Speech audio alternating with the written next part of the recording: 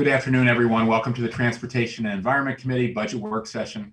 Today on the agenda, we have the FY 21 to 26 CIP Amendment, Recycling and Resource Management, the Department of Environmental Protection, Recycling and Resource Management, the Climate Change Planning NDA, and DEP's General Fund and, Water Quality Protection Fund. Given that yesterday was Earth Day, this is a very timely discussion. We have ambitious climate goals and recommendations, but we won't be able to meet our goals unless we have the appropriate funding and infrastructure. So I look forward to hearing from the executive branch and my colleagues and stakeholders how we want to move forward. Welcome to Director Ortiz and your team. Before I turn it over to Mr. Levchenko, thanks, Keith, for your great packet. Do either of my colleagues want to make any opening remarks? We're good to go. Okay. Mr. Levchenko, the floor is yours. Okay, we have several items on the agenda. The first is related to the FY 21 through 26 Capital Improvements Program, and it's an amendment or a more recent amendment sent over by the executive for the upgrade of the existing Materials Recovery Facility, or MRF, located adjacent to the transfer station. And I think many of you have been there, been by it, been in it. And this committee has talked about this issue off and on now for over the last year. It came up in a number of venues, including the Aiming for Zero Waste Task Force. In its report, it had recommended this as a very high priority to move forward with upgrade. The department had mentioned it to the committee a couple of times in recent updates as well, and signaled that this amendment was coming, and it did in fact come. So what we have before us today is a $20 million project that would both upgrade the facility, but also increase the throughput of the facility. Both of those elements are very important to this project. The facility itself dates back to 1991, and obviously there's been some improvements since then, but essentially the facility is quite old, and the useful life of much of the equipment is well past. The facility is also inadequately sized, evidenced by the significant bypass that has to happen on a regular basis, where material is sent to a much larger and more state-of-the-art MRF in York, Pennsylvania. So that's been an ongoing issue for some time. Plus, we have a lot of ambitions, as you hinted at, to increase our recycling over time and possibly have more partnerships, perhaps with local jurisdictions, but that would also require more throughput at the facility. So what we have before us is a project that would do both. It would eliminate the need for the bypass, since we would have additional space, and that's about a $1.2 million savings per year, at least in current dollars. And it would also obviously provide more recycling revenue for us, to the degree we're generating more of a product, and a better product given the equipment. Another element that I note, and this is all on the first page of the packet, that with the state-of-the-art equipment that would be included, you would need fewer staff to operate the facility over time. So you'd see a significant reduction in the contractual costs that DEP pays now for the staff that are there. And then also, as you could expect with newer and higher quality equipment, you also would have reduced maintenance and repair costs, certainly at the beginning. And they do expect this project to have or this equipment to have a 8 to 10 year or longer life, which, as I note in the packet, would mean we would be getting sort of a back of the envelope calculation. We would be getting a payback in about 7 years from this project, not to mention all the benefits of it. So given those two elements, that it's fulfilling a need that we have, and also provides a significant payback over time, staff feels this is a pretty easy project to recommend for approval. I thought I would give DEP a chance to weigh in on this project and how they see it fitting in within their other priorities, and the broader scope of all the initiatives going on in the solid waste area right now, before we and see then if there's any questions council members have beyond that. Mr. Levchenko and Mr. Chair, I'll just comment briefly, and then I'll also defer to members of my team. We have Willie Wayner, who's the head of the Recycling and Resource Management Division, Patty Buber, who can jump in. Keith did a great job summarizing the issue. We briefed you in the past, so again, I'll be brief. We have a bypass of 40% of our material because we're just getting so much, and that the county has grown substantially in the last 30 years, and the amount of material because of our disposable society increasingly. So just have a lot of stuff and we're not able to process it. So we missed the opportunity to also capture the revenues from selling those commodities. That's going to a third party in Pennsylvania, as Keith mentioned. Also, we have substantial contamination, and in recycling world, contamination is non-recyclables that end up in the facility. Again, it's around, at least a year ago when we last looked, around 40% of our material is not recyclable. So there's a lot of pulling out of stuff. So the efficiencies, the modernizations include all the technological stuff, whiz-bang stuff that you would expect in this day and age, including robotics, much higher precision, fewer error rates, and just more speed.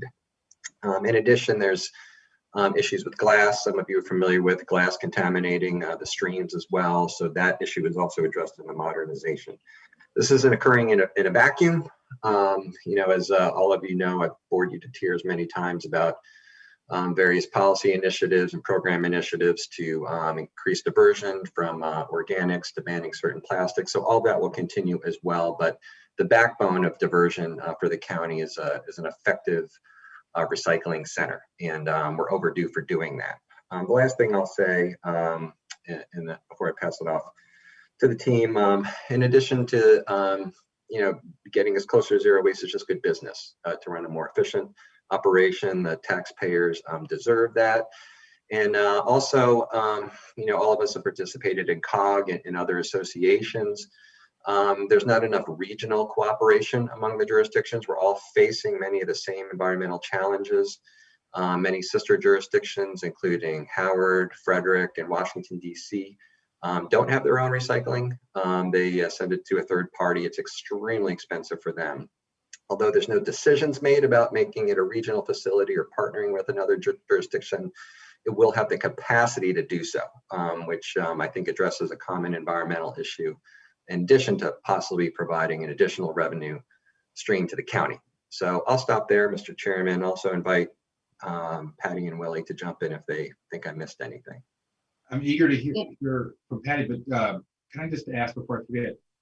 You point out that all the other, many adjacent large counties are facing the same problem, and including ones that don't have their own facility. And it's very expensive. Does MDE provide any solutions on this? And if not, why not? Isn't this a great role for the state? Yeah, thank you, Mr. Chairman. Great question. I can't speak for MDE, and also I can't speak to conversations that those jurisdictions have had. But what I can say is that early on in the planning, being able to provide some capacity for outside, we did touch base with all those jurisdictions, and they were very open and excited.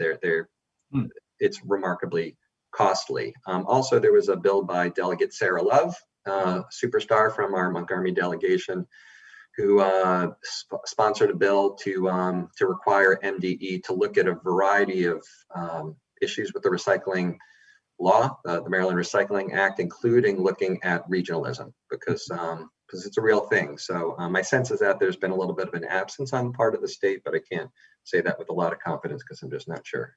Do other states provide more support for their counties in this area? That's a good question. I don't know if I'm able to speak to that. I invite Willie or anyone else to chime in if they know. I mean, I think in general, recycling systems are sort of forgotten in the background in most places. And I think it's only in recent years, people are like, whoa, we need to up our game here. I mean, even if the state were just doing nothing more than providing grants for regional facilities, Montgomery, we're better off than most of them with our size and our resources. But you would think, the smaller, more isolated ones in Western Maryland or the Eastern Shore would really benefit from, having access to a regional facility. Yeah, I mean, I will say that there's the Maryland Environmental Service that provides affordable waste services to counties. They might have some regional effort, but I'm not terribly aware. I think in Baltimore there's some motion, but I don't think historically it's been a priority. Yeah, okay. All right, thanks. Sorry, Patty. No, the only thing I was going to add is Willie and I have been talking about this since the day he came. So it's just really exciting to actually have this project in front of you. I bet. Yeah, and one of the things I did not mention is it's in the packet that DEP did look to see about relocating the facility and perhaps having a more central location that potentially could serve other jurisdictions easier. But as you can imagine, land is not easy to find for something like this. And they did not find feasible sites. The other issue is it would take a lot longer to turn that around into a operating facility. Whereas here they could be in and out with a new project in less than a couple years and be good to go. So the downtime was a real factor as well in terms of going with an on-site approach or an existing site approach. In fact, the facility will only be down, I think, 5 or 6 months, where they would have to do bypass while the equipment is being installed and the facility upgraded. So it's quite a fast project with much less downtime than you might expect. Okay. Well, I don't see any objections from my colleagues yet. I'll just jump in real quick. You had asked the questions that I was curious about regarding the regional cooperation and how this would provide service for other jurisdictions, and then the time it would take to build this out. And Mr. Levchenko just answered that, so sounds good to me. I am really surprised to hear that 40% of the material going into the facility is actually not recyclable. That seems really high to me. Is some of that material getting contaminated and becoming unusable in the process? Is that the issue? Or are people just putting, I don't quite, yeah. Yeah, no, it's a fair question. It was an eye opener even for me. And I don't think that there's anything unique about that number for our county, Mr. Reamer. I'll let Willie jump in as well. But my understanding is that it's, primarily just stuff that isn't recyclable. And, I've been to the center many times, even in the last few months, and just the amount of mixed plastics and materials that are made of more than one plastic, plastic film. So plastic bags all have to get pulled off. Different containers that have different types of resins, those all get pulled off. And then there's some plastics that are one plastic, but they just don't have any value and we can't sell them. I will say, sort of tooting our horn, Mr. Weiner a year ago started a curbside recycling anti-contamination program. We've been through a pretty good percentage of the county where we actually go recycling cart by recycling cart with our staff, flipping the carts open to see if there's recycling and contamination. And if there is, they get an educational notice about it, and then we don't pick up the recycling. And we've been able to see contamination rates reduce by about 50%. So with any luck, instead of being 40%, Mr. Reamer, and you're right to be alarmed by that, it'll be probably half that size as we move through. But Willie, is there anything you would like to add? Yeah, sure. Thank you, Adam, for those remarks. Yeah, that is correct. We started this Recycle Right program. I remember that because it was quite a battle to get that across the finish line last year in the budget process. It was one of those, harder issues to get funding for, but we got it. So yeah, and thank you for your help with that. You were instrumental. Appreciate that. Pleasure. And the program has been very successful, as Adam was noting here. We started with a contamination rate of about 39 to 40%. We are seeing now, in the areas where we have been working, we've seen a 50% reduction in contamination. And overall, at the MRF, we're seeing a 25 to 30% reduction in contamination for all the areas, for the entire county, which is very important during the pandemic, because we've seen an increase in recycling of about 15% for the commingled material. So if we were not able to process 40% of the material coming in, now with the pandemic, we've seen even an increase in the material that we're receiving. So All decreasing- those boxes from the mail and the bags from grocery home delivery and the takeout restaurant, materials, all that stuff, right? a lot of wine and beer. A lot of wine and beer. You said it, not me. Not at Hans's house. No. Willie, so where are you conducting the program? We've been conducting the program in different areas. We started in the Montgomery Village area. That was our pilot program. That's where we measure the 39 to 40% That's contamination rate. And then we started moving into different areas, Silver Spring, Potomac.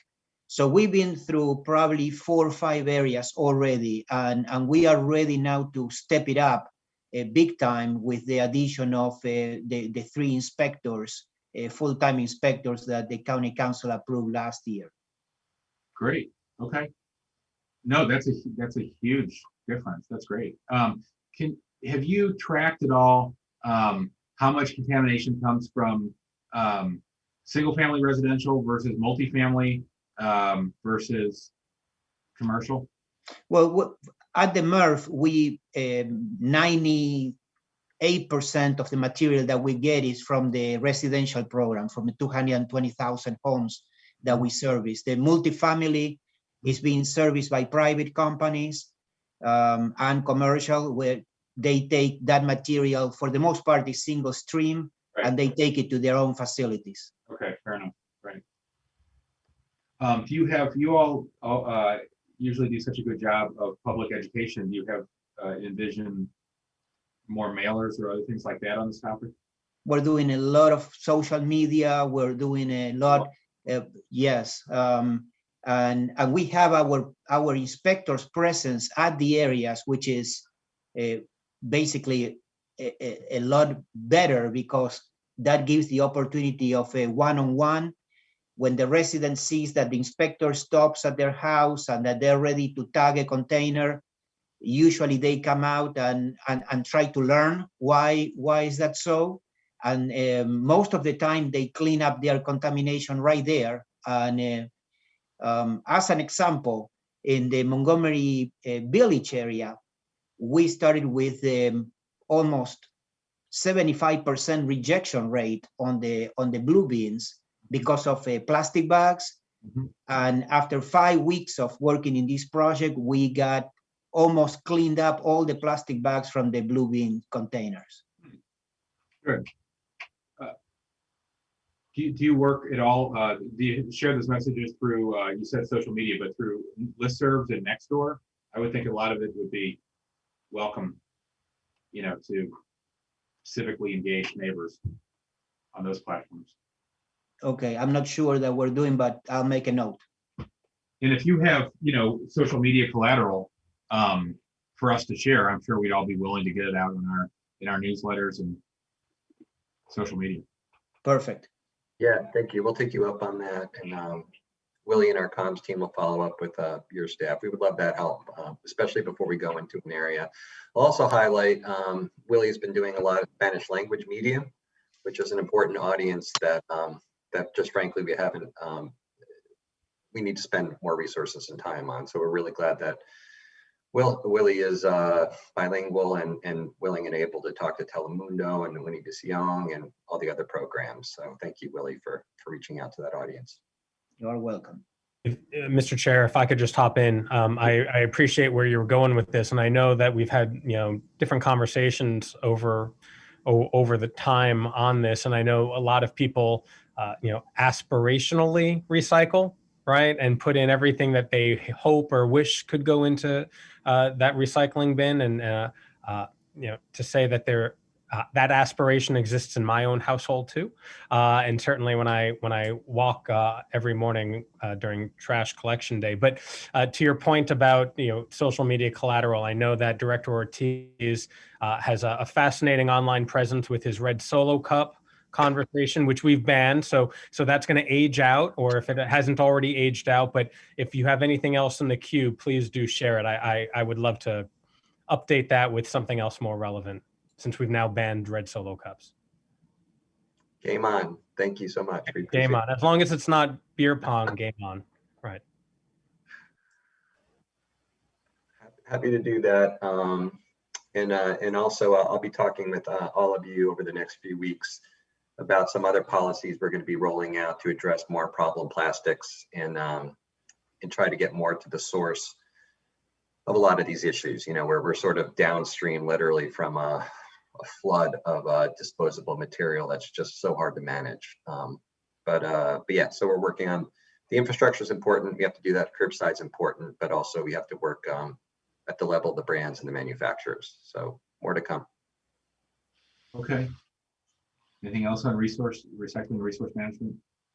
Well, this first item is really just about the MRF, but the second item is about the recycling and resource management budget.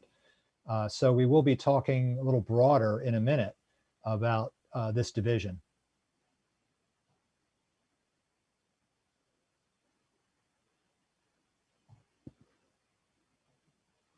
So are there any more questions about this first agenda item, or can we assume committee's unanimous in supporting it? Yep, I think without objection. Okay, so we'll move it to the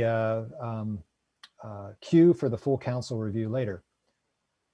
The second item on the agenda, as I mentioned, is the DEP Recycling Resource Management Division FY22 budget and the FY22 solid waste charges, which the council approves each year. So we have obviously the same cast of characters here that you just heard from on the first agenda item. Because of the budget process this year, I did truncate my packet. Committee members may appreciate that this packet is a bit shorter than past packets have been. I don't get into a lot of the policy issues that we have talked about in the past, partly because of the budget crunch this year, but also because this committee has had some briefings regularly with solid waste on a number of issues in recent months, and we will be continuing those after this. So I didn't feel that was a good use of the committee's time today. But of course, if you have questions related to the budget or policy questions, we're happy to take them up. But just real briefly to summarize the budget, it takes the form of two funds. We have the collection fund and we have the solid waste disposal fund. And there's a fairly complex rate model done to establish the solid waste charges, which we'll talk about separately. But just to summarize the budget in total, the recommended budget across both funds is about $134,086,000. That represents a 2% increase from the approved FY21 budget. And there's recommended about 112 full-time equivalent positions. And that does not count, of course, the contractual work that some of which you heard about earlier with the MRF or with the haulers. All of that is done contractually. So the FTEs we're talking about here those are truly in-house staff, not a lot of the folks that you would see on the street doing a lot of the hauling or a lot of the work at the transfer station, for instance. The collection fund itself is much smaller. It's only about $10.6 million. Most of that has to do with refuse collection contracts. And we'll talk about that a little bit because of some cost increases we've seen in recent years. And then the solid waste disposal fund is the balance of that, and that's about $123,519,000 this year. And that encompasses everything else that they do, including all the disposal costs, the recycling program. That's all built into the disposal fund. I did include in the packet a discussion of racial equity and social justice considerations. This is something that all the committees are taking up as budgets come up. And so for your pleasure, you can read that. As with other departments, this is a very, very early stage in the process that we're in. But DEP has, provided some information there, especially maybe not so much in the solid waste area, but in a lot of the other areas they're working, especially for instance, in the water quality field. They are looking at, as they move forward with a lot of their work in that area, looking at the communities they're serving and linkages to the equity issues that we were talking about.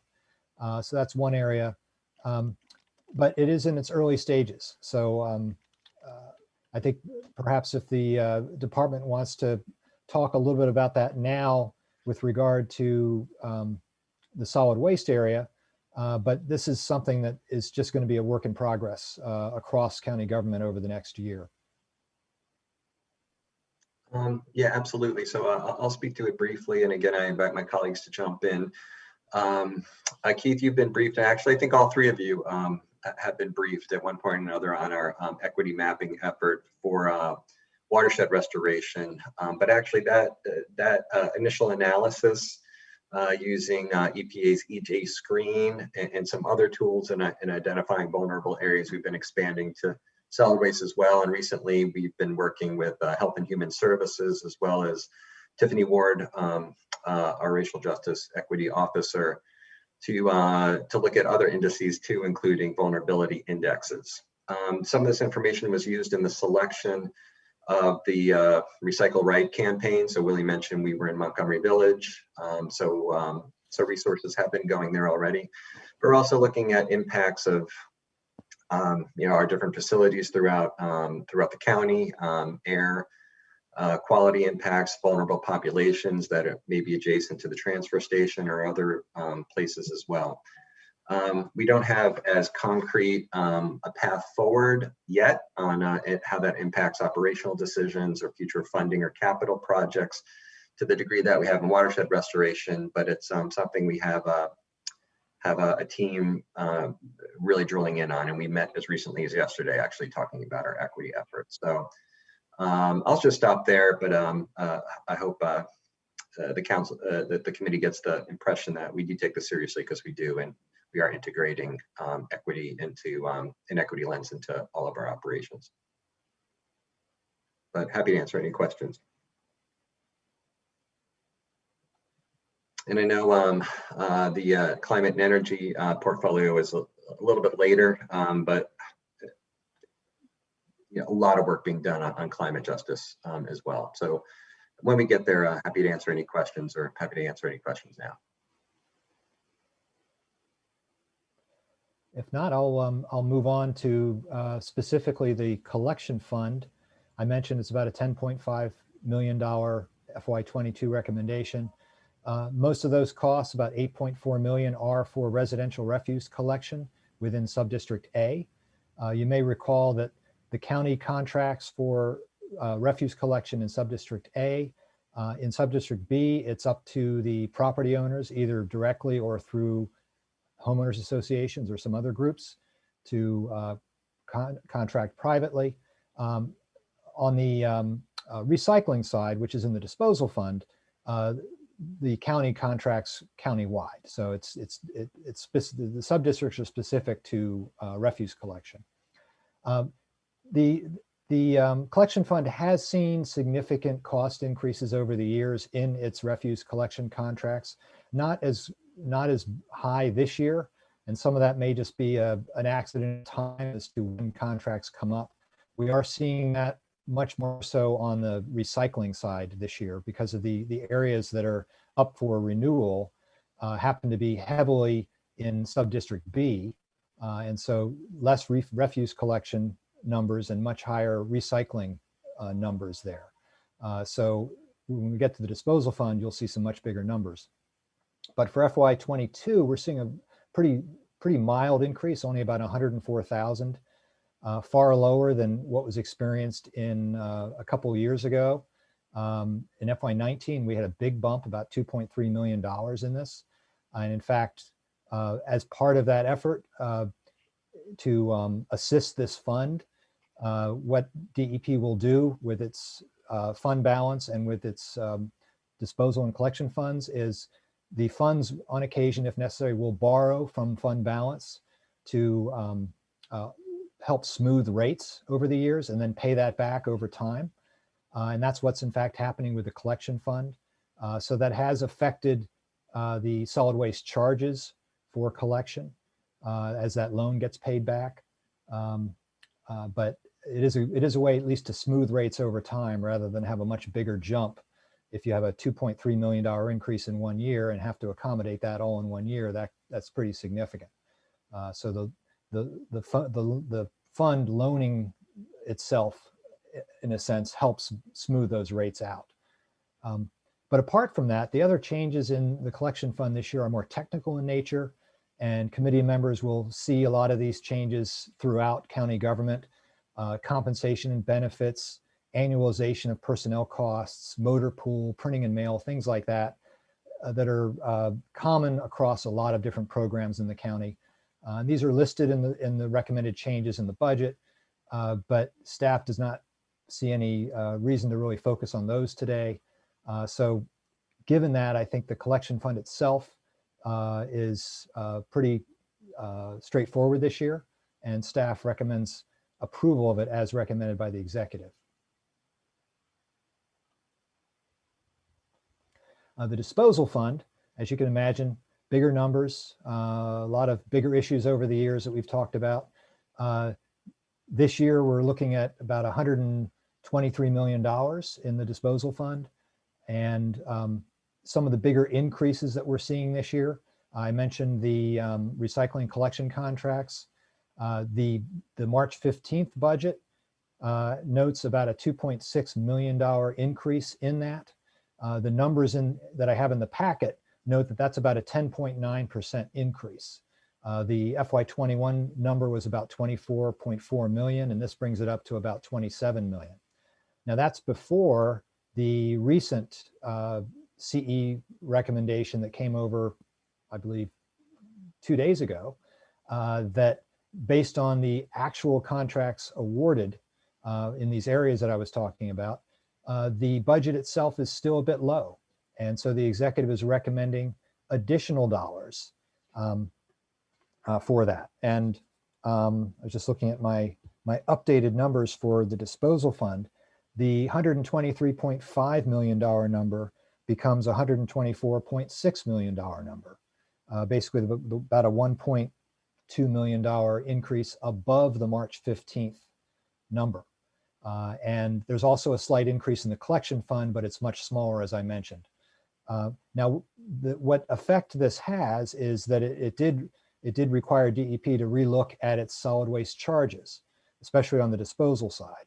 And so when we get to that, you will see there's a bump in the refuse, in the incremental systems charge for single family homes. That's a change from what was in March. And that's directly related to the refuse collection contract cost increase above and beyond what the executive originally had. So that's, it's a significant issue. And I think we may want DEP to speak a little bit more about that. These contracts are quite long for good reason, because of the large capital investment that the contractors have to make in purchasing equipment. So the longer the contract, the more that can be amortized over time. But it also means that when the contracts are that long and then renewed, there are renewal periods as well. When you get to the end of the line and have to rebid, it's been a long time, and you don't know necessarily what's going to happen in the market after 11 years. So there's certainly an uncertainty there. But I think it might be helpful to hear from DEP a little bit about where they see this heading. This has been over the last several years where we've seen these increases, and maybe hear a little bit more from them about what we're going to see now and perhaps next year at this time. Yeah, thank you, Keith. And I'll be brief, and then I'll also invite my colleagues to jump in. Not exactly the most exciting issue area, not as interesting as robotic recycling centers, but there's a lot here, and very expensive contracts for maybe the most intimate service that we provide to the public, curbside collections. It's constant contact and we need to get it right. To be frank, the contracts that we've had historically, I think have been very low, very low bids. And over time, we saw underperformance from several contractors because they couldn't keep up with maintenance, couldn't keep up with staffing at the prices that we had. And we saw, I think a decline in services in some areas, and some of you are familiar with that. So I think those artificially low prices that we've paid, the time is running out on that. I would expect that collections going forward will continue to increase to keep up with inflation and also the true costs of running those operations. We have a new team in place and a new head of the section that's overseeing contracts. So I think that we're going to have very good diligence to make sure that the contracts are well written, well executed, and our contractors perform as they're expected. But it's a little bit of an uncertainty because it's very different than what's been done in the past. So I'll just stop there, and I'll also invite Patty or Willie to add anything if they'd like. I don't really have anything to add other than I think Keith mentioned this, but the contracts that are being replaced in the upper part of the county are 11-year-old contracts. I don't know that any of the previous contracts were that long, and for historical reasons, they were extended out to 11 years. So yeah, the prices really did not reflect the true cost.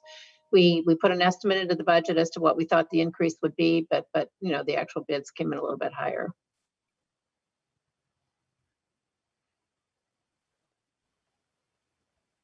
How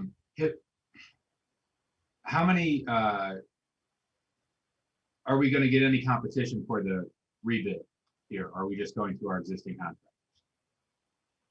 And are we doing any outreach to other companies? I'm sorry, I don't think I heard you, Mr. Chairman. I'm sorry. Okay. Are you anticipating that we're going to rebid as we approach the end of the contract and the renewal, right? Are we doing any outreach to engender more competition? Are we reaching out to any firms that are providing the service in other nearby jurisdictions or anything like that? Or are we just assuming we're going to rebid with our current contractors? Yeah, we'll certainly be rebidding going through procurement. We always want the most competitive environment possible. No pun intended. There's and the industry is very tight knit, right. So they know when something is out on the street. This is also our recent contracting is the first time that the labor peace law has applied. So we're still learning about the implications of that and what firms that attracts into the process. But yeah, but be assured we go through the channels. We want far and wide the word to get out. We want as many qualified bidders to take a shot at the contracts. Right. I mean, it's a pretty big deal, once in a decade opportunity, right? It's my sense that we haven't had the same interruptions in service since we passed the labor peace bill. Has that been the case? Yes, there have been no interruption in service. No labor or otherwise that I'm aware of. Have you been approached by other companies that are interested in getting our work? Getting out? Getting our work, bidding on our work. Oh, getting our work. Yes, yeah, we received from a few companies interest in the work. But a lot of it was questions about labor peace and whether that would apply or not. Mm-hmm. And in our last round, it did apply. So some of them expressed that they weren't interested in bidding. But we did. We are in the process of awarding that contract. You're in the process. What's the timeline? Willie, what's the status? Yeah, I can answer that. The intent to award, notice of intent to award is public. So that was, part of the reason for the county executive supplemental request that came over on Wednesday, because the procurement process 4 areas, 9 through 13, the northern part of the county, is completed. So we have gone through, the review of the bids, and have announced the intent to award.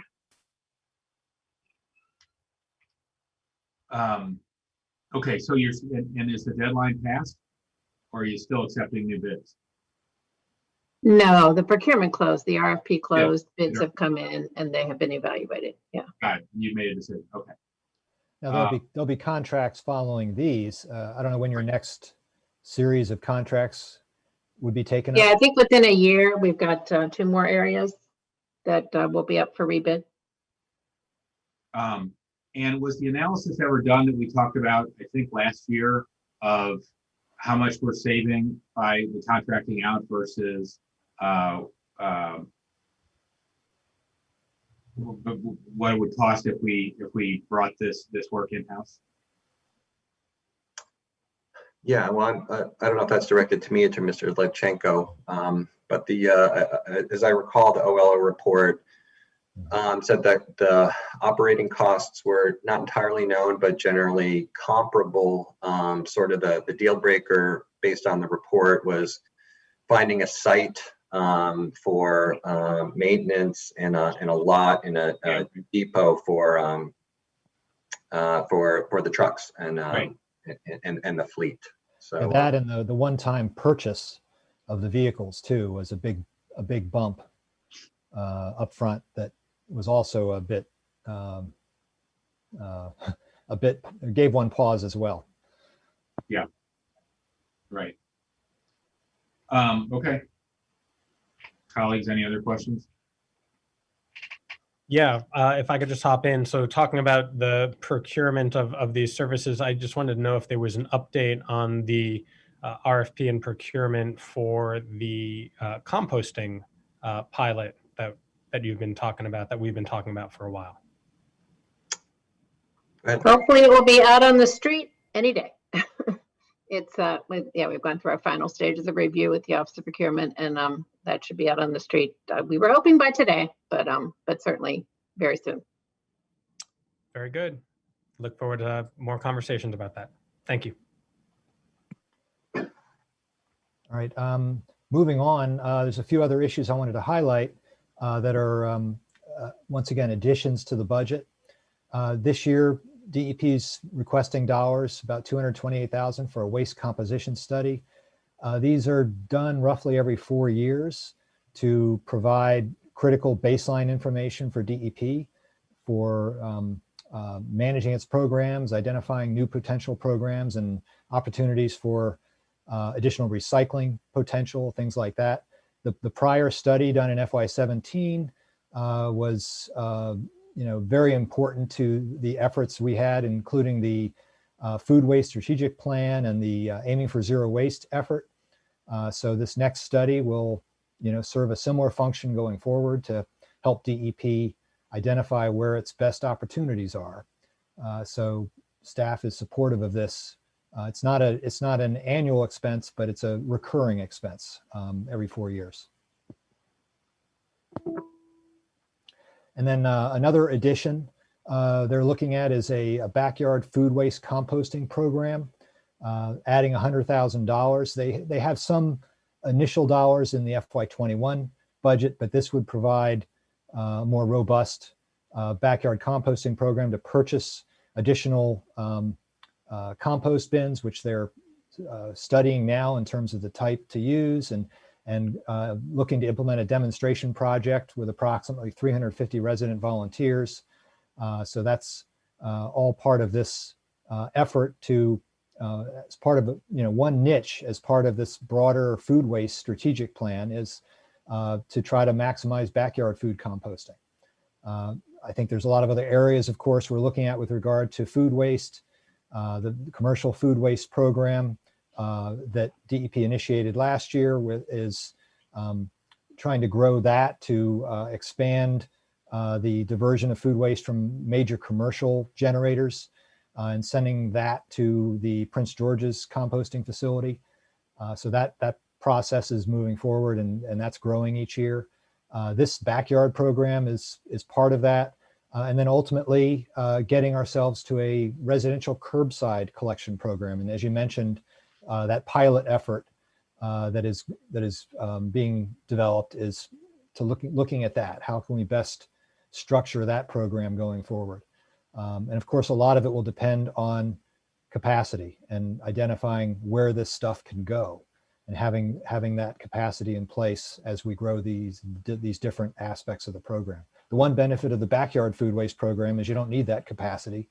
Folks that do it will be providing the capacity. So it's not a lot, but every little bit helps. And this does not require the kind of infrastructure that the other elements of the strategic program do require.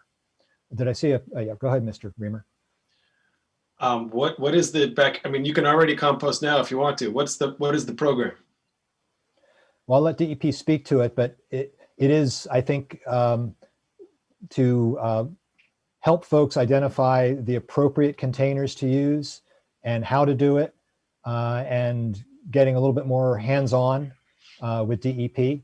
We do have, I think what you're referring to, we have a lot of super composters now that throughout the county that are experts on it, but I don't know how many there are, but we're hoping to grow that to a lot more than just the super composters. Is that an actual term? Yeah, if by super composter you just mean a person who composts in their backyard, okay.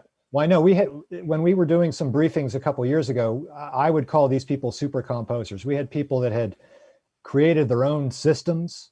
They had pretty technically complex approaches. So all for a $4 bag of dirt. Yep. Yes. So okay. Well, I just wanted to make the editorial observation as a person who has practiced backyard composting for much of my life and has had the opportunity to do curbside composting in the city of Tacoma Park.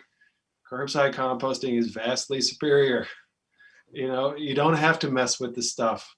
You don't have to mix it and so on and so forth. So I'm enthusiastic about encouraging backyard composting, but I do have to say it comes with a lot.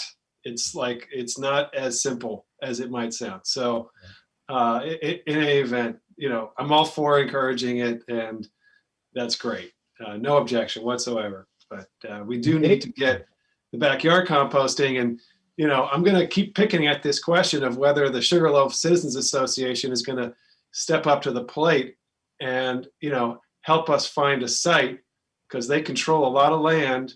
Unfortunately, the county signed away, it seems, or maybe could have signed away. I'm not sure exactly the legal conclusion there. You know, control over a lot of county land where we could have a composting site.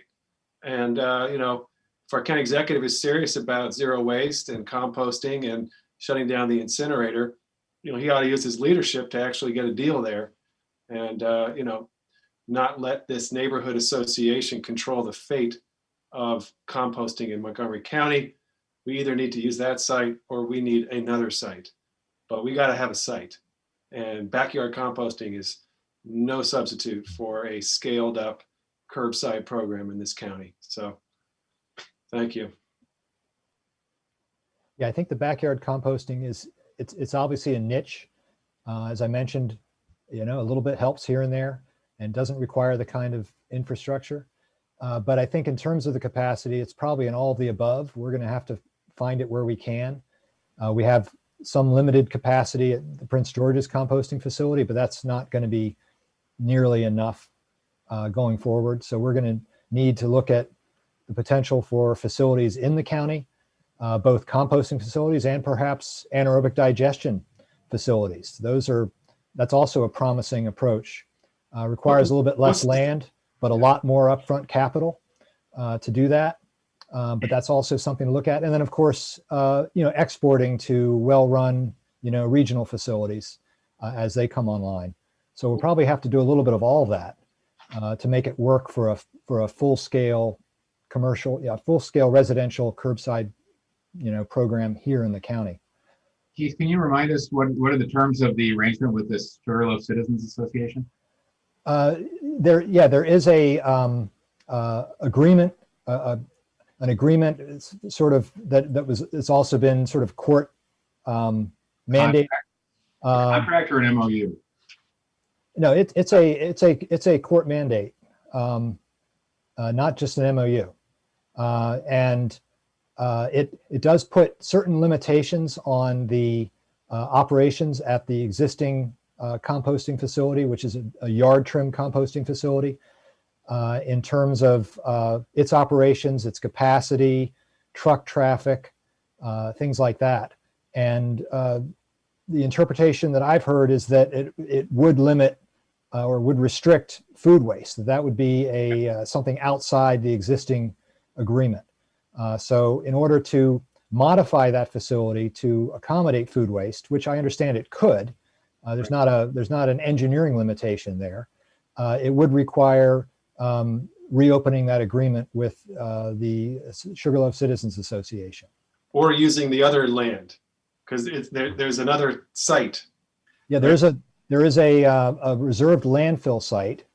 There's a site that we've reserved for a future landfill, and we also have, they have a hook into that, and they won't let us use that for a composting facility either. It's ridiculous. Remind us the legal grounds that uphold their argument. How do they have a hook on county land? Well, this was part of there was a court case, and this agreement is what essentially resolved the court case. So, maybe Willie or Adam could speak This is a settlement. specifically to the legal aspects of it, but my understanding is we cannot unilaterally change it. It has to be something cooperatively done with the Sugarloaf Citizens Association.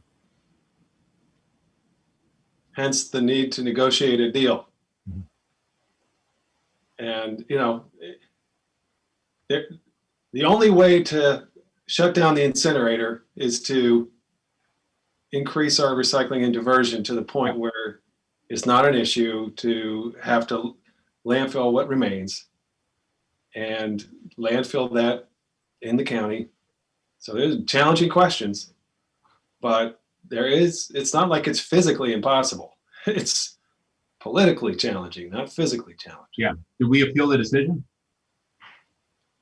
Well, it was not a court decision. It was an agreement that It's a settlement. that ended the court case. But the agreement itself, its conditions are not, we do not have unilateral control over it. No, I understand. So the current county attorney recommended settling it rather than going to court and getting a decision against us. Well, this goes back to, I guess, the early to mid 90s. I don't know the details of the negotiations that occurred before the agreement. Okay. Director Ortiz, do you know our options here? Have you talked to the county attorney about it at all? Yeah, thank you, Mr. Chairman. We have had discussions with the county attorney. We've had ongoing discussions with the Sugarloaf Association and currently the department. We're looking at a range of options to present to the county executive. But yeah, like Mr. Levchenko, I can't speak exactly to all the thinking that went into the court settlement. We're just trying to learn to live with it, make decisions around it. So if I could just jump in. So a few different things. One, going back to the backyard composting, I, as an amateur backyard composter who was very excited a few months ago, I think as I told you, I got my second composting bin, which is a dual chamber, so that I could have a little more ease at making composting and actually getting my few pounds of dirt every year. But as you roll out that program, ease and simplicity would be the key, and setting expectations for people. Having had my first bin for a number of years and wondering why I wasn't, getting as rich a bounty as I thought I should have. And I learned the reason was I didn't have any worms in the bin. So I learned something new. But back to this point and about the ability to expand composting on county property, or at least within the ag reserve. So there's, in addition to the potential remedies that have been discussed here, so the ZTA that we moved forward, increases on offsite composting or composting of offsite materials to 50%, let it be known the farmers wanted 100%, right? So they're ready and willing to take more, but we went at 50% because of the way we operate and the conversations that we had. And then also, there are state limitations to how big those facilities can be. And so I've been having conversations with state lawmakers to possibly change some state laws to allow the farms to increase the size of their composting. So even the 50% would increase because of what they're able to do. So there are definitely different ways to move forward. I think we're all in agreement that we absolutely have to move forward because as has been noted, that's the only way we'll get to zero waste, and that's the only way we're going to close the incinerator. So lots of different tactics here, and I consider all of them worthy of pursuing. Back to you, Mr. Chair. Back to you, Mr. Lopchenko. Okay. I just want to say one more time, just in case there's anyone is not watching and wondering, I have composted for decades of my life. I am now curbside composting. It is better to curbside compost if you don't want to mess around with composting. If you love composting, like I did for many years, knock yourself out. You did not have an undersupply of worms like Councilmember Black. He's right. From your thousands of worms in the compost piles. You can watch them just eating the melon rinds. It's amazing. Well, if you ever want to, relive that nostalgia, you're welcome to come over anytime. Did you claim them as dependent? We got to get to scale. We got to have a curbside program. You need some land. We have land. We got to negotiate a deal with Sugarloaf. All right, thanks. The next item I wanted to mention is actually a position that is recommended in the Water Quality Protection Fund, but split in cost with the Solid Waste Disposal Fund.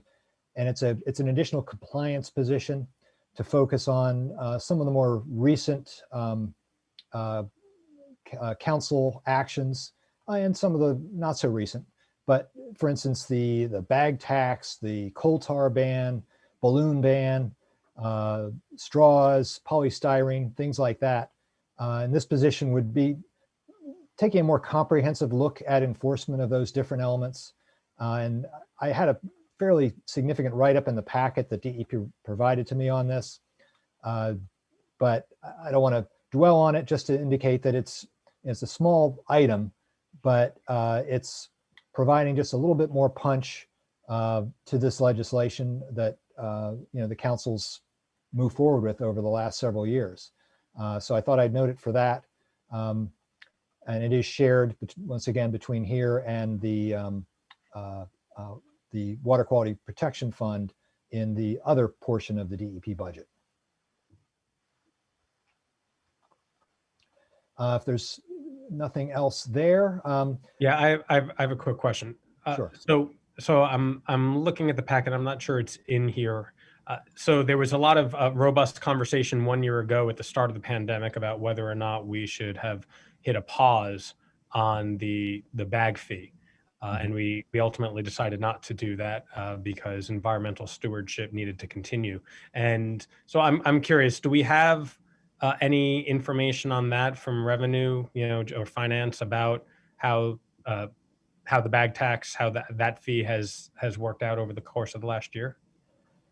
Actually, I do request that information from DEP, or actually it comes from finance. Yep.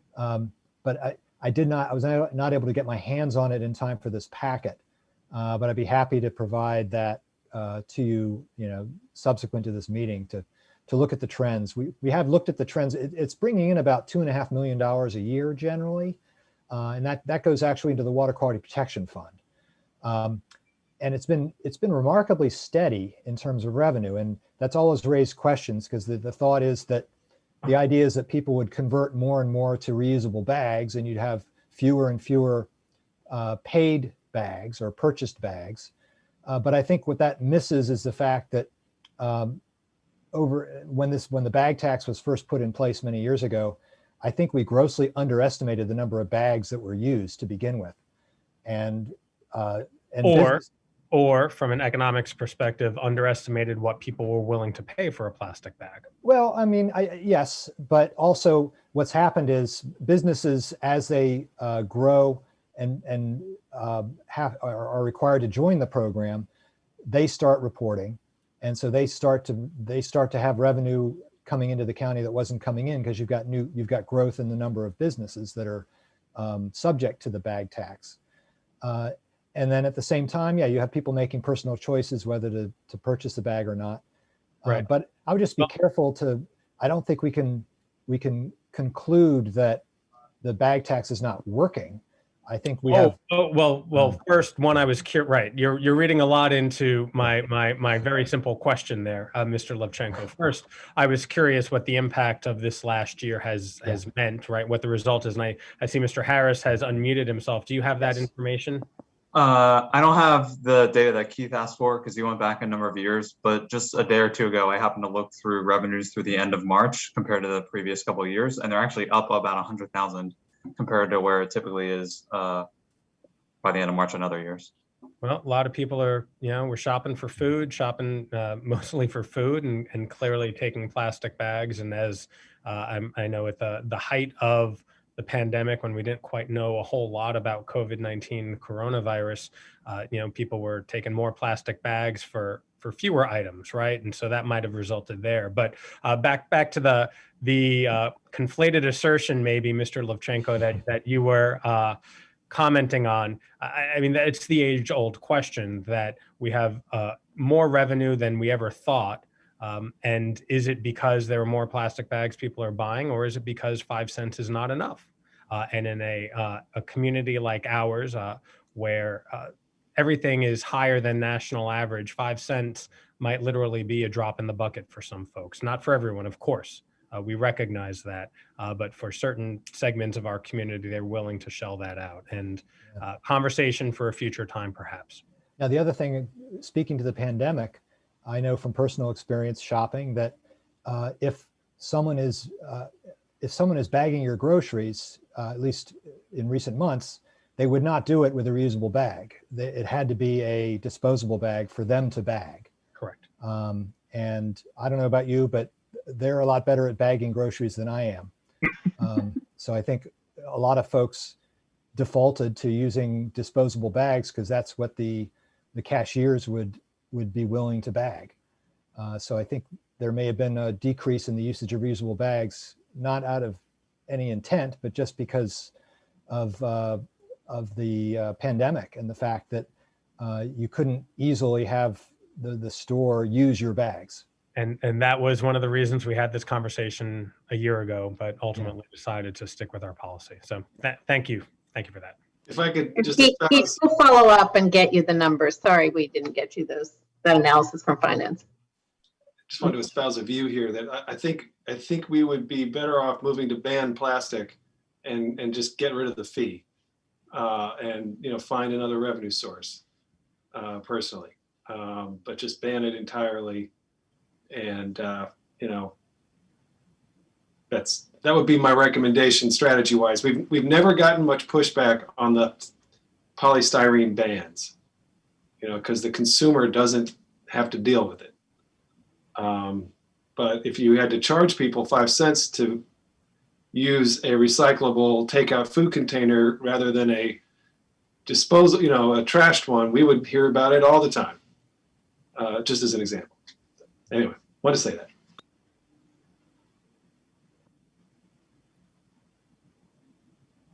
All right.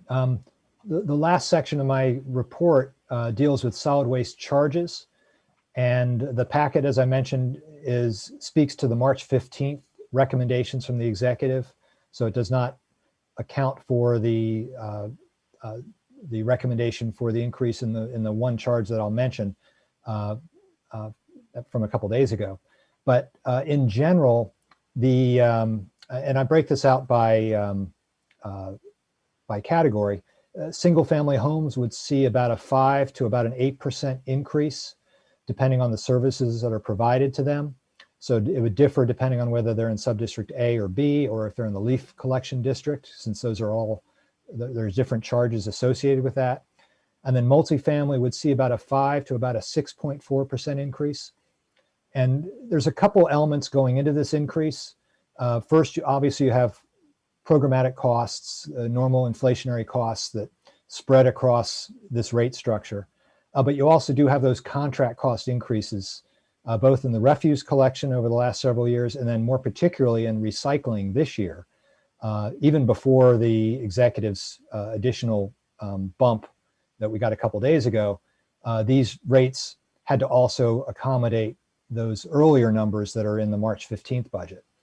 So, you know, and these rates are pretty close to the increases we saw last year. So that the trend in the contracts and, you know, a couple percent inflation, that's what it's going to get you on the charges. And then the other package of charges has to do with fees that are charged at the transfer station. And those are all being kept the same, except for the refuse and open top containers fee, which is dealing really with C&D waste typically. And that tonnage, that cost per ton is recommended to go up. And I think we had a discussion of this a few weeks ago in the committee. The tip station, the transfer station tipping fees are generally trying to balance whether you have, or trying to balance the volume that you're getting into the facility. If you're bringing in too much, then you raise the fees. If you're bringing less than you want to operate at, then you lower the fees. And these fees have been adjusted periodically. They're not adjusted every year typically, though. They tend to stay at a similar rate for a while and then they reassess. And in this case, this refuse fee is going up for the first time in a while. It may also be associated with the fact, I think Ms. Bubar mentioned that a facility is reopening in the county that can accommodate C&D waste, in fact, recycle it. And that's a more desirable approach rather than the county having to deal with it. So increasing the fee has the benefit of diverting, or at least providing an incentive for folks to divert. And then to the degree we do get some, at least we're getting a little more revenue to cover our costs for processing it. But otherwise, the tipping fees at the facility, and also some of the free services at the facility, you know, dropping off recycling, for instance, things like that are intended to incentivize people to do the right thing and take their recycling there. Or if they don't have a hauler and they're a residential customer in subdistrict B, they can bring a certain amount of trash to the facility without having to pay a fee, rather than perhaps encouraging illegal dumping. So we want to be careful about the impact of the fees on the residential customers as well. Are there any questions regarding that? Now, what I do want to say is with the executive's amendment, we have about a $5.09 bump in the incremental systems benefit charge. And so the range of costs, all affecting single family, go up from about, I mentioned the 5 to about the 8%. They go up to about 6.5 to about 9.8%. That's the impact of that additional $5 on the incremental systems benefit charge that's affecting the single family homes. So the and that's what would be reflected going forward with regard to the resolution, and the council action in mid-May would be that higher rate in order to cover these increased costs that we're talking about today.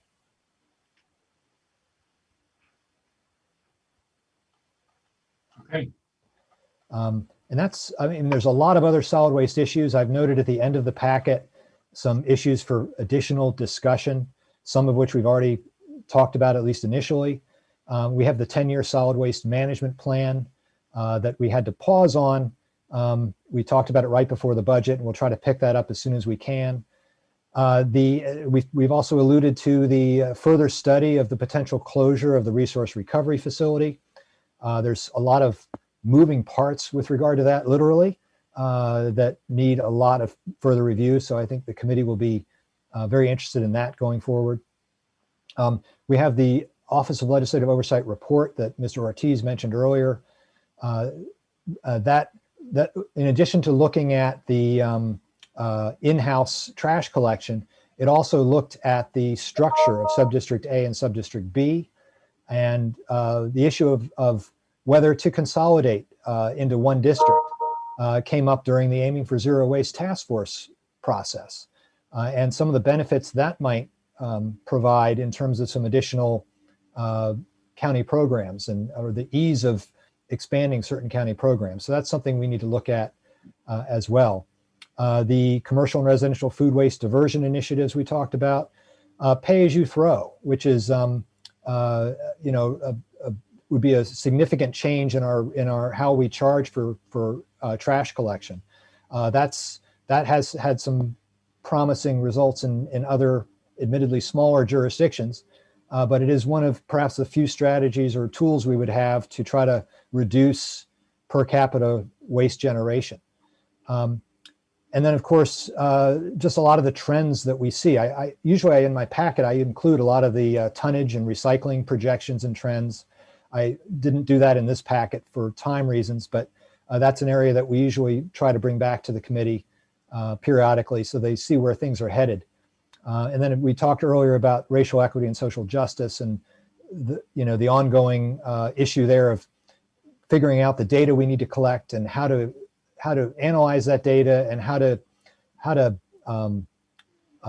appropriately use that in the context of different budgets and programs and how that works. So those are all areas that will need further review by the committee. So there's plenty of work to do in the solid waste area. And I did not mean to minimize it this year in the budget, but the budget itself, apart from perhaps the contract increases we talked about, is more of a marginal change from FY21.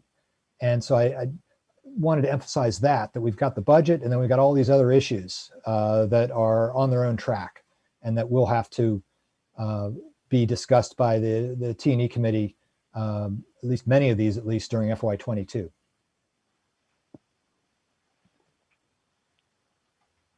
Okay, I don't see any objections. So I'm assuming unanimous support for the collection and disposal fund budgets with the executive's recent amendment, as well as the FY22 solid waste charges, also accommodating the executive's recent amendment. That's right. Okay. Thank you. All right, the next item on our agenda is the FY22 operating budget for the climate change planning non-departmental account. And we have DEP staff here for that. We also have Ms. Huckberg, the Assistant Chief Administrative Officer and Director of County Climate Policy here. The FY21 budget was approved at $400,000 last year. And of course, that was right in the middle of the climate action plan process. So a lot of that money was going towards that effort. Now that we have a draft plan developed and are moving towards a final plan, we're now seeing a request from the executive for a continuation of these dollars, but for some different tasks, for a lot more follow-up analysis as well as implementation of some of the higher priority issues. And then we also have an increase recommended in the NDA for 3 additional positions. These positions would actually be physically located in DEP, but their costs would be provided out of the NDA. Now, the NDA is general fund supported, so it's, and the climate positions, or most of the climate related work in DEP is also general fund related. So it's not it doesn't make a difference necessarily in terms of affordability, but it does provide I guess a more prominent, if you will, approach to budgeting for it. And actually it does give the council a little more flexibility in the regard that it's separate, that it's not part of the broader DEP budget. But certainly one of the discussions we could have is going forward, whether it's this year or next year, is this an NDA that remains, or do these costs eventually get applied to the appropriate departments? And I think that's a discussion that we can certainly have going forward. Staff was comfortable this year maintaining this approach. There's still a lot of planning work going on, both finishing up the action plan itself, but also a lot of the follow-up that's recommended in the plan, and then the implementation. This is a huge lift. And I think in some ways, having it centralized in the NDA at least gives it that prominence that it really needs to have, at least for now, until it becomes a bit of a more normalized process. And the positions I've described in the packet, and I'll let Ms. Hochberg talk about the positions, but they're also in areas where you would expect based on the planning effort that's occurred to date. But I'll turn it over to Ms. Hochberg to provide some introductory comments and answer questions. Thank you so much, Keith, for that introduction, and good afternoon to everyone. Happy post-Earth Day. So for fiscal year 22, in addition to the base funding of $400,000 in the climate change NDA, we've requested enhancements, and we prioritize positions here. And the reason behind that is, we have a great climate team in the county, but it's kind of like being a football team out in the field and not having all of the positions out there. We are missing some key skill sets, and the 3 positions that we've submitted as a request for enhancement would help build out our climate team. So in a nutshell, the 3 positions are, the first one is a person to coordinate electric vehicle matters in the county. As you know, transportation comprises 42% of our greenhouse gas emissions. In order to reduce emissions, we're going to have to encourage and incentivize people to walk more, bike more, take more public transit, and also help people convert their internal combustion engine vehicles to electric vehicles. And so this position will help with the countywide, with the private sector vehicle conversion efforts. This person is going to be involved in electric vehicle charging station siting, facilitating those efforts, as well as facilitating programs such as an electric vehicle group buy program. The second position is an outreach and communications position. We have a lot of interest from community members, to volunteer and help us around communications. We also have, as a county, I think historically not done a good job of engaging with all of the diversity of the populations in the county. And we know that it's primarily Black, African Americans, and other people of color who are disproportionately impacted by climate change. And we want to really prioritize our outreach and communications with these members of our community, not just to give information to them, but it needs to be a two-flow way of communication. And this person will help enhance our efforts in that aspect. And then the third position is a state-level energy policy manager position. One of the key things that this person is going to be involved with at the outset is helping to develop a community choice energy implementation plan. We are very pleased that this was passed as a pilot program from Montgomery County just recently by the General Assembly. And now the implementation planning work really begins. The county has at least 2 years to develop an implementation plan. By law, we are not able to start up a CCE before April of 2023. So we do have a little bit of time to do the studies and the planning that is necessary to get the program up and running. This person will also be participating in the work group led by the Public Service Commission that will be establishing the regulatory framework for community choice energy. I'd also like to open it up to Stan Edwards and Adam for anything that they'd like to add.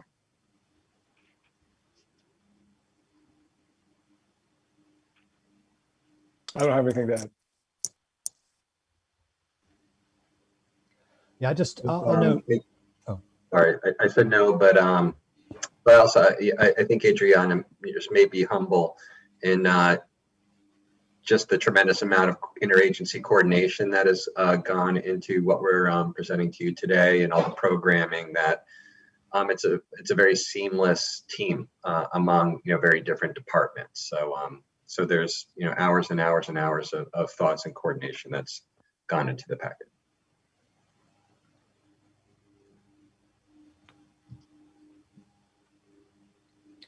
Yeah, I did want to also mention that, we are sort of in this phase where we're moving from the broader climate action plan process to implementation. And I had suggested in the packet that I think what we really need, and what I think DEP understands, is going forward, more granular, more detailed multi-year implementation plan that pulls all of this stuff together, that's identified as the high priorities in the climate action plan. So I think that's an area that I certainly hope, over FY22, we can get that developed as well. And provide some of that more specificity that, we have seen in terms of comments regarding the action plan. Everyone supports what's in it, but they're like, what's next? How do we know what we're doing and how fast and so forth? And some of these new positions are obviously tied to some of the highest priorities in the plan. And then also I also noted in the packet the areas that, the existing staff are going to be working on and the new staff. And these are all the highest priority areas. And the council itself has some issues before it, including the Building Energy Performance Standard legislation and the International Green Construction Code regulation. Those are pretty big issues as well that are now at the council, but will still require more work. So getting to the planning piece to the implementation stage, I think, is really going to be a critical component over the next year, because we have a very aggressive time frame identified in the council resolution and the climate action plan, and it doesn't leave a lot of downtime. So we really do need to move into implementation at full speed ahead. Assuming these are approved, how quickly do you expect to have them filled? So OMB has budgeted them with the anticipation that the first quarter would be lapsed, but that they would be ready to get started, join the team in October. So that would give us a little bit of headway to get through the recruitment process and advertise it and such before then. When do you anticipate beginning advertising?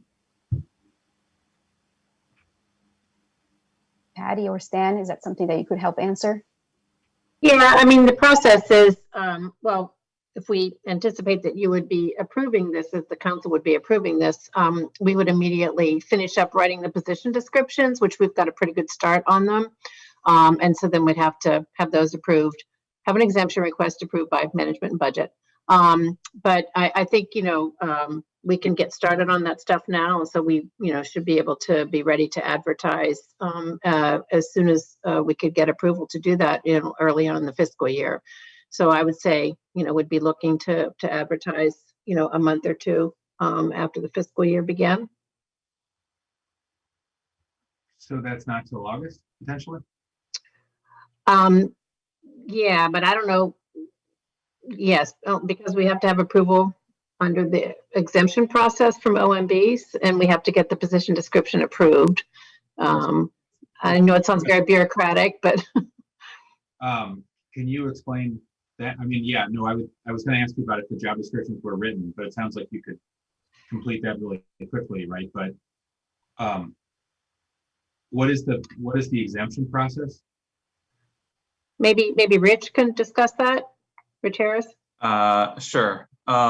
For departments that are looking to fill positions that are vacant, there's a request that comes into OMB called the exemption process, like Patty mentioned, and it's evaluated and approved or not. I expect these ones would likely be approved. Proposed by the county executive. Why do you have to do that? It's typically something that's in place when revenues are not great, to try to get another set of eyes on positions that to be filled. If we're putting money and there's not a lot of money around, That's the purpose of it. It sounds like a waste of revenue to spend staff time reviewing something the county executive wants and the council supports. That's why for things like this, there's typically not too much time spent on the review. I mean, some things are no-brainers to approve, so they move pretty quick. Well, if they're no brainers, I would think you could waive the review process. Is that anything we have to do, or is that an executive regulation that we don't have? It's I was going to say executive procedure, but that means something more specific. I mean, it's a practice that the executive department has. Okay, well, but Patty just said you're not going to advertise these until August, and here we are in April, and apparently the county executive wants them, and my guess is my colleagues want them. So why wouldn't we advertise it in April? Given how hard it is to find good staff sometimes, and how long it takes to onboard people in Montgomery County. Well, I think you'd probably have to wait at least until council action in mid-May, or late May. Okay. Because then you have, final authority that the positions are funded in FY22. Sure.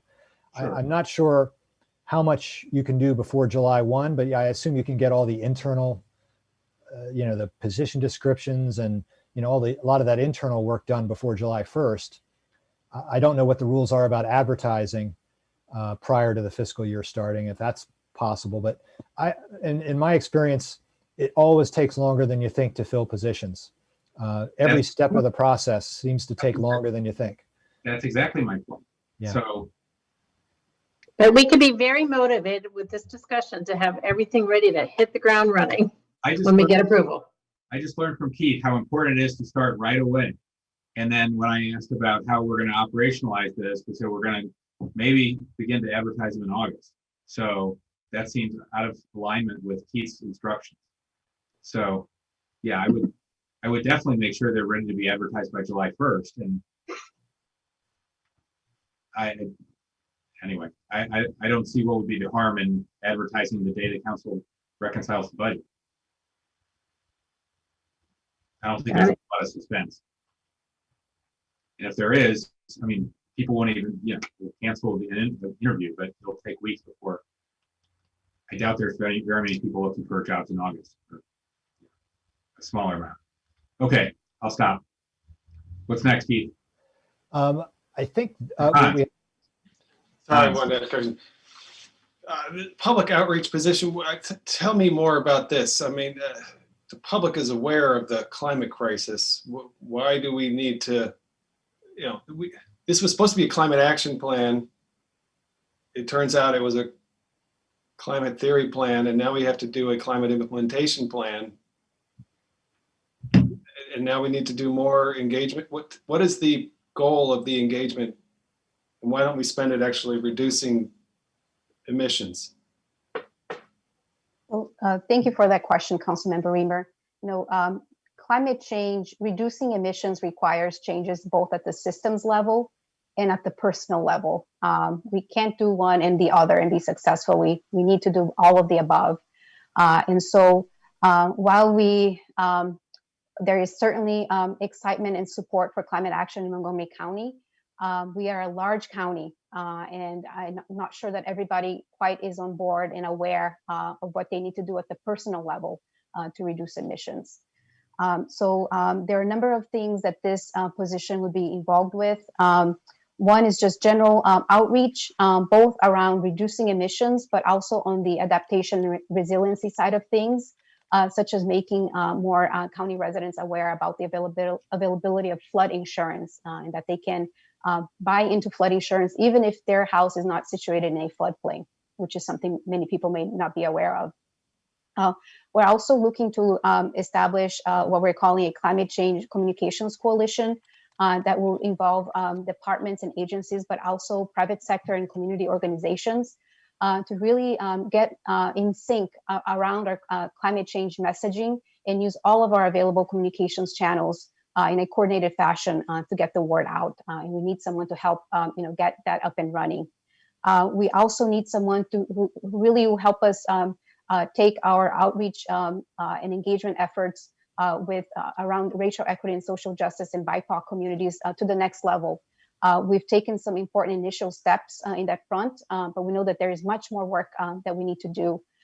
One concept that we're exploring launching is, and we don't have a formalized name for it, but conceptually, it would be a community justice academy, collaborating across a number of different departments and bringing what we're calling, a cohort of ambassadors from the community, and not only to do training and help equip them with knowledge and skills to go back out into their communities to take climate action, but it would also be looking at other issue areas as well. So not entirely focused on climate, because a lot of people, going about their day-to-day lives, climate is not necessarily the first thing that they have in the front of their minds. They're worried about quality of life. They're worried about safety. And we want to be able to connect climate change with these other issues that people care about. It's also going to serve as a way for us to hear back from the community about their concerns and needs. And so the communications and outreach specialist is going to be involved in helping to stand up all of these efforts. I mean, I don't dispute the ultimate need for community engagement, but it seems like we've got so much to do with those who already are on board with the idea that there's a crisis. We ought to be focusing our effort on actually implementing policies that will reduce emissions now, not 5 or 10 years from now. So Yes, these are the and three. certainly- Why are these in the NDA? Why aren't they just DEP positions? We're flexible to that. So if the thinking is that these positions should be budgeted within DEP versus NDA, I don't feel strongly either way. Okay, that's good to know. Is there any comment on that, Keith or Well, they are, Richard? they would be physically housed in DEP. So what we really have is it's sort of a presentation issue. It's a distinction without it. I don't know if it's a distinction without a difference, but anyway, what is the rationale for putting them in the? Well, I mean, from a purely parochial council standpoint, it does give the council a little bit more authority. The NDAs are separate appropriations. So whereas in a departments and the executive have some flexibility to reallocate funds. An NDA like this, just in general, does provide a little more prominence and a little more authority to the council in a way. Okay. So that's sort of one. Now, two, it is unusual to have positions. That's a good rationale. I like that. Okay. Positions are less common in NDAs. So I think that's certainly a fair question. And I don't have a strong opinion, as to where these are funded. So maybe there could be more discussion about that. But once again, I think we're trying to still have this issue distinguished unto itself. It's not sort of a fully normalized piece of county government business yet. So I understand where the executive's coming from and still having this as a separate, distinct entity with some staffing. But like I said, I don't feel overly strongly about it being in the NDA versus being in DEP. If I may, another part of the thinking on that is to ensure that these positions are working on the things that they're added to the budget for. Sometimes if they're put into a department, there may be some other things that are assigned to them that's related, but not really exact reason. That's another reason to make sure they stay focused on the work that they're being added to the budget to do. Thank you. Interrupted there by, it had to be the teacher for a minute, I guess. I don't know. You know how this is. Okay. Well, I don't know if my colleagues, I don't have anything off the top of my head that I think would be a more effective use of these funds, but I will give that some thought. We could just hold the funds in the NDA and for the outreach position and seek, a more effective use that would support immediate action on climate change. I think, I suppose you've created a lot of people who you have to talk to through your task force. And so now you want to hire somebody to talk to them. And I'm empathetic to that. What's that, Stan? May I offer a thought here? Please. We've in the past year, we've spent an awful lot of time communicating about the pandemic. And there have been Herculean efforts on behalf of a lot of people to communicate. But I think we would all agree that there probably were some things we could have communicated better. We could have coordinated some things. We could have, we just could have done a better job, despite efforts by a lot of people on a very complex topic. But I would offer to you that reducing greenhouse gas emissions to zero is way more ambitious than testing and vaccines.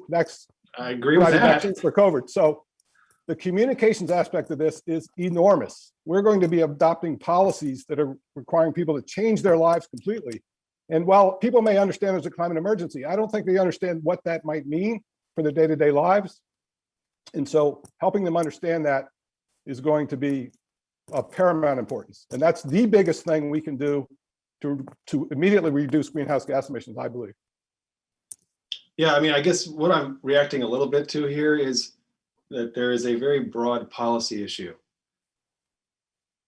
The question of whether those little things we do in our daily lives actually matter that much relative to broad policies, But, and so.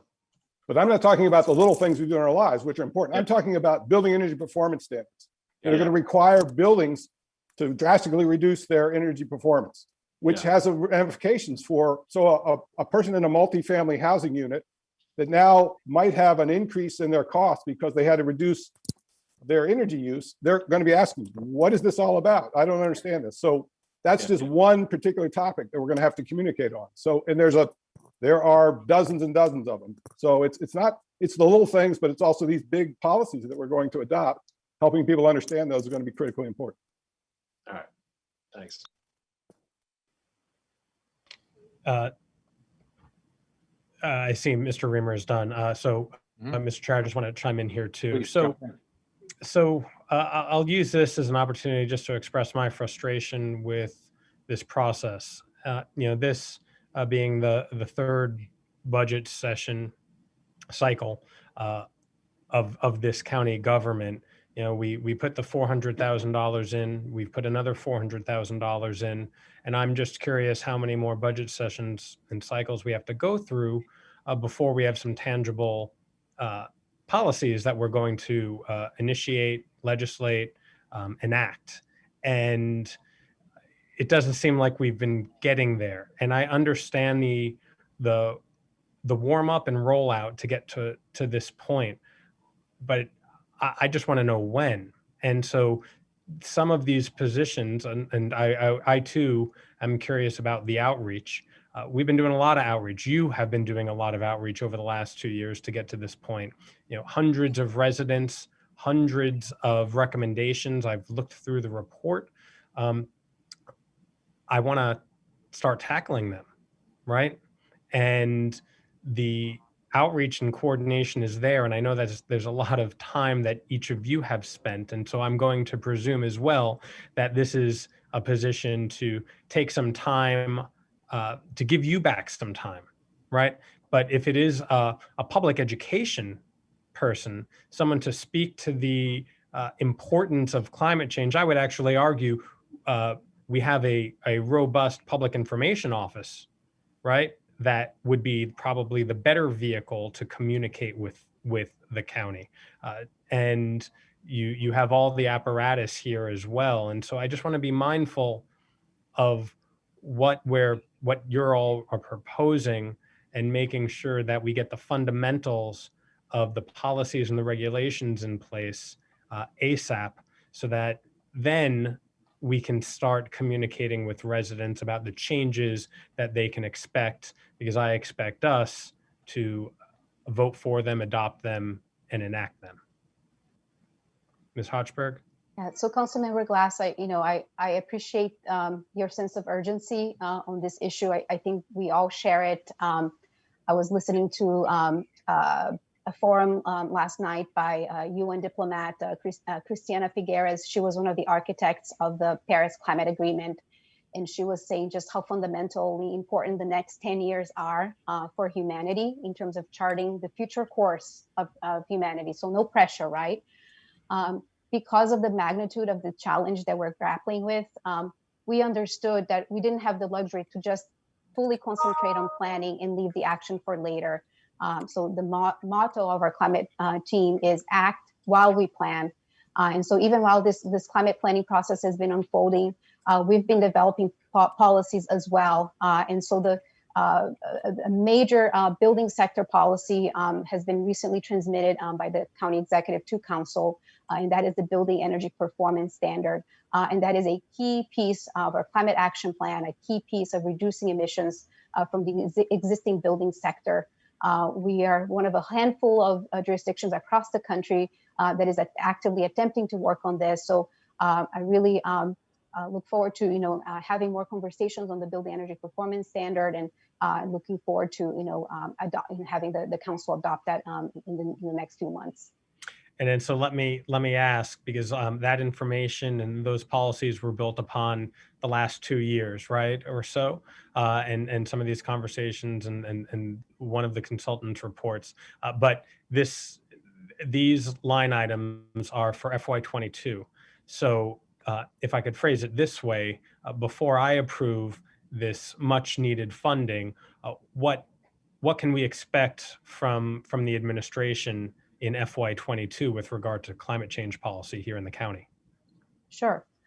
So what we're planning to do for fiscal year 22 and every fiscal year thereafter is at the outset of the fiscal year to release what I'm calling the annual climate work plan. That is going to spell out both the legislative, regulatory policies, as well as programmatic efforts that we will have underway in the coming fiscal year with the resources and staff capacity to implement in support of the climate action plan. Our intent is for the climate action plan to be a living document because the state of knowledge and technology around these issues is changing so rapidly. And so the annual work plan will give us an opportunity to let the community know what's new, what has changed. Maybe 3 or 4 years down the road, or perhaps sooner, there may be some additional actions that we'll need to implement or change, and that will give us a mechanism to keep the climate action plan as a living document. So let me ask the question a different way. Within the climate action plan, what policy areas can we expect to see some proposals on? So we're working across all of the policy areas. It's like we have to be an octopus, 8 arms. We're working across all of them at the same time. So, okay. Councilmember Glass, that's a stay tuned into FY22. Okay. Well, no, go ahead, Stan. Yeah, I would suggest that we do have 2 major policies before you, and we, as Ms. Hochberg said, we look forward to talking to you about those. They are very significant. We are also working on, in the climate plan, for example, one of the biggest actions is community choice energy, which was just authorized in the General Assembly. We're hopeful the governor will sign that. And there is a lot of groundwork to do to establish that program. The bill itself requires at least 2 full communications across the county to every electrical customer in the county. So that's a communications aspect that we'll have to work on. But there's also a lot of work to develop the structure of a community choice energy program. We've already talked about the regulations that will be developed at the Public Service Commission. So that position we're adding will help with that. But other than that, there's a planning process to go forward to retain consultants that can help us procure electricity for 300,000 electric customers, which is something that the county does not do. Sure. No, Mr. Edwards, I appreciate that. And I know the importance of all that legislation, and I've supported it. And I'm so appreciative of Delegate Charkoudian for carrying it across the finish line. Absolutely. The heart of my question is we need to keep doing more. And quite frankly, I haven't seen a whole lot.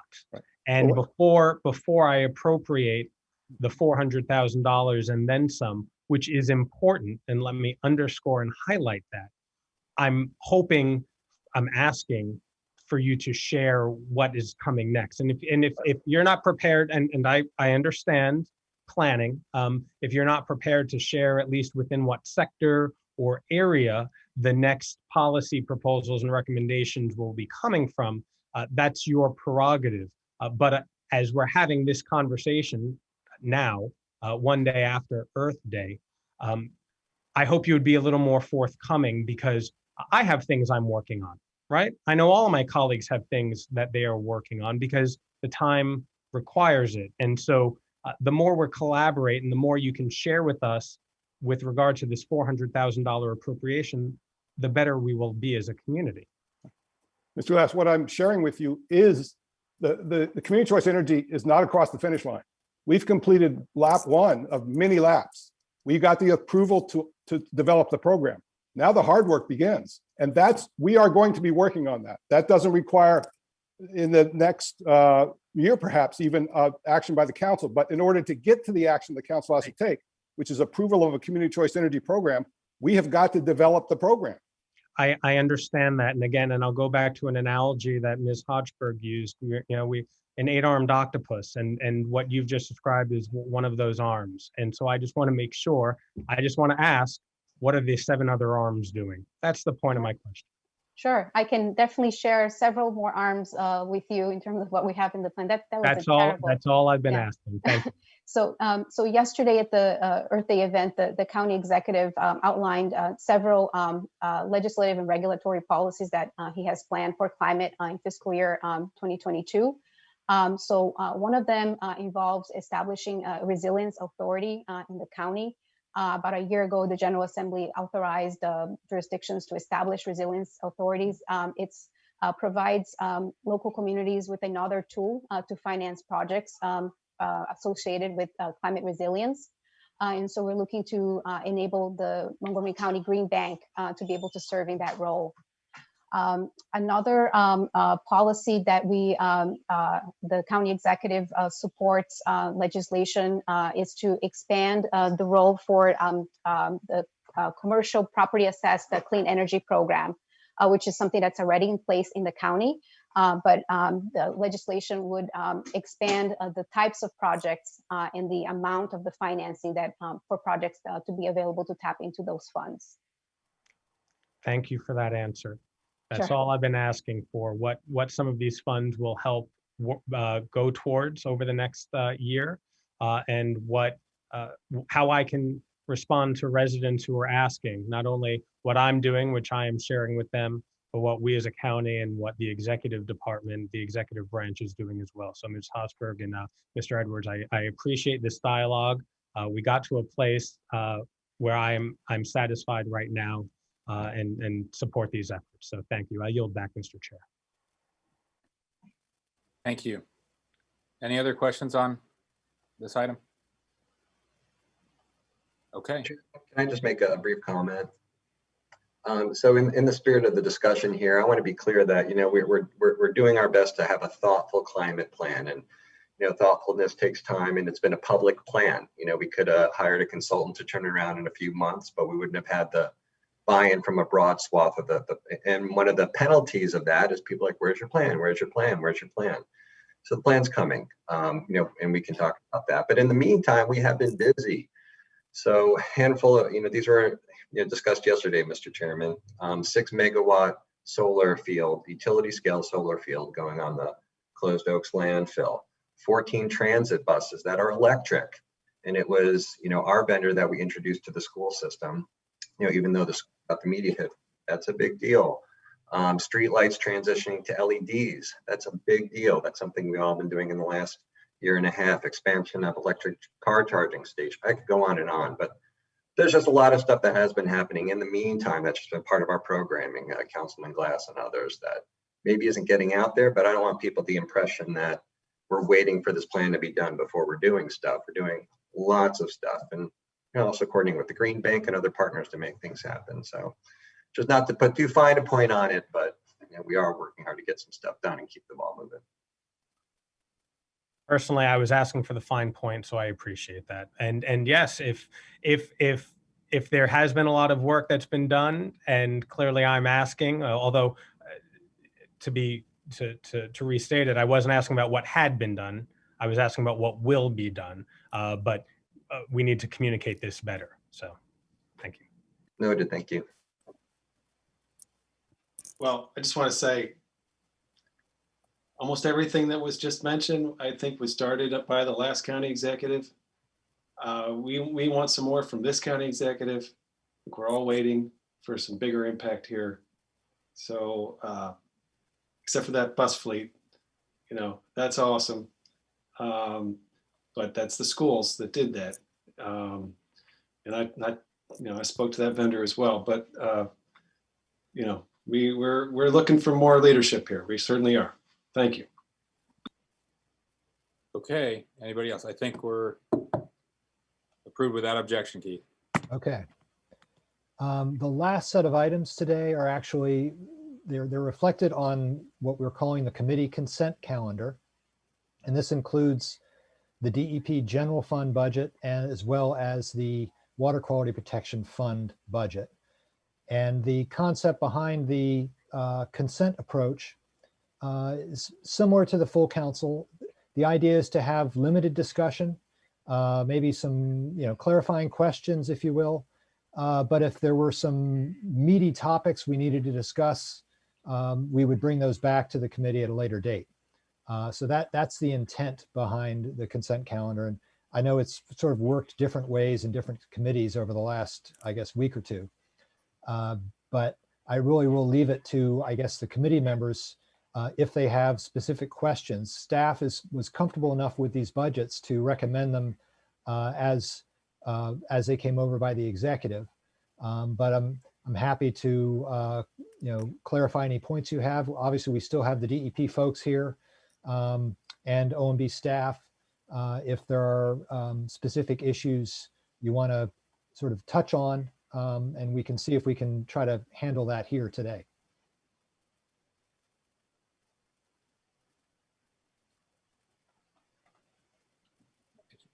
I think we're good, Keith. Well, it could be a true We've consent. had such a fulsome discussion. We ran out my first laptop and I'm on the second. Wow. Yep. Okay. Well, Largely non-controversial items. So I think we need to wrap it up. okay. And I just did want to note that along with the Water Quality Protection Fund is the Water Quality Protection Charge, which the council approves each year by regulation. So that sort of piggybacks on the DEP budget, but we'll see that come back for final action for the council in mid-May. And that's all I have. Okay. Great. Okay. So without objection, that's approved. Thanks everybody for all your hard work on this. Looking forward to continue to work together. Have a great weekend.